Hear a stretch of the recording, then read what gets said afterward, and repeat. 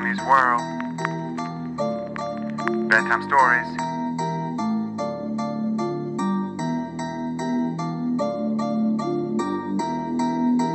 Now the Starbelly stages had bellies with stars. The Plain Belly stages had none up on dogs. The stars weren't big, they're really so small, you might think such thing wouldn't matter at all. But because they had stars, the Starbelly stages were bred with the best kind of stage on the beaches with snoots in the air. They sniff and they'd snort. Well, have nothing to do with the Plain Belly store. Whenever they met someone out, they were walking, they'd hike right on past them without even talking. When the Starbelly children went out to play ball, could a Plain Belly get in the game? Not at all. You could only play if your belly's a star. The Plain Belly children had none up on dogs. When Starbelly's teachers had Frankfurter roast or picnics or parties or marshmallow toast, they never invited the Plain Belly's teachers. They left them out cold in the dark of the beaches. They kept them away, never let them come near, and that's how they treated them year after year. What?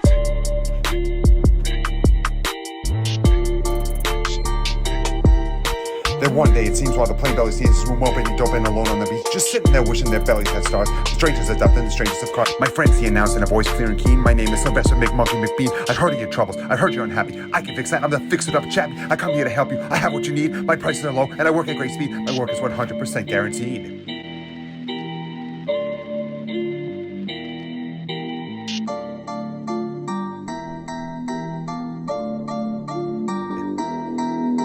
Then quickly Sylvester McMonkey McBean put together a very peculiar machine, and he said, you want stars like the Starbelly sees? My friends said you'd have them for $3 each. Just pay me your money, hop right aboard. So they clambered right inside the big machine where it clocked and it bonked and it burped and it jerked and it bopped them about. But the thing really worked. The Plain Belly stitches popped out, they had stars. They actually did. They had stars up on ours. Then they yelled at the ones who had stars at the first. We're exactly like you can't tell us apart. We're all just the same now, you snooty little smarties. And now we can go to your Frankfurter party. Good grief, said the ones who had stars at the first. We're still the best teachers and they are the worst. But now in the world, how will we know they all proud? If whose kind is what or the other way round?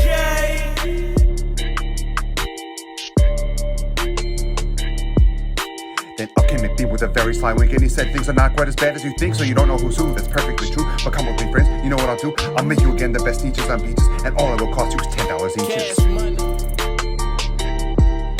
Belly stars are no longer in styles that make me. What you need is a trip in my star-off machine. This wonderful contraption will take off your stars. You won't look like sneetches who have them on ours. A handy machine working very precisely, remove all the stars from their tummies quite nicely.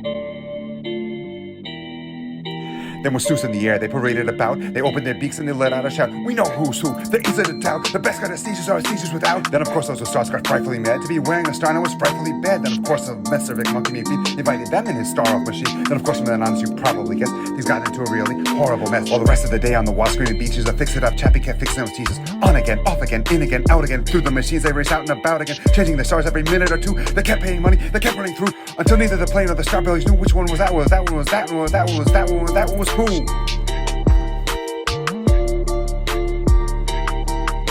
When every last cent of their money was spent, the fix-it-up chappy packed up in white. He left as he drove in his car up the beach. They'll never learn, you can't teach a sneetch.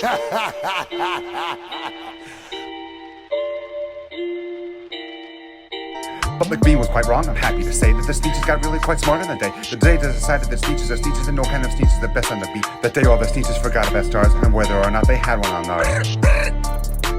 The day that sneetches forgot about stars and whether or not they had one on ours.